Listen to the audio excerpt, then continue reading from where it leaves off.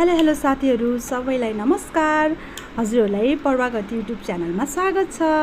खाने होइन त यो झरीमा तातो तातो मोमो लाउनु सँगै बनाऊ है त। म चाहिँ यहाँ मोमो मसला हालेर किमा रेडी गर्दैछु। अनि कि हामीले चाहिँ साथीहरू आटाको मोमो खाने हो, सो आटाको लागि मोमोको बनाउनको लागि डो रेडी गरेर मैले प्लास्टिकमा राखेँ। हामीहरू चाहिँ एकदमै बिग फ्यामिलीमा सबै फ्यामिली भएर खाने हो, सो मेरो छोरीले चाहिँ मोमो पोको पार्दैछिन्। अनि हामी एकैचोटि बोइल गर्ने भनेर हामीले मोमो पोको पारेर सुपमा राखेको छौँ। अनि मेरो छोरी अनि मेरो हस्बेन्ड सबैजना भएर हामीले पोको पार्दैछौँ। मेरो छोरी चाहिँ मोमो बनाउँदै स्माइल गर्दैछिन्। मोमो रेडी भयो।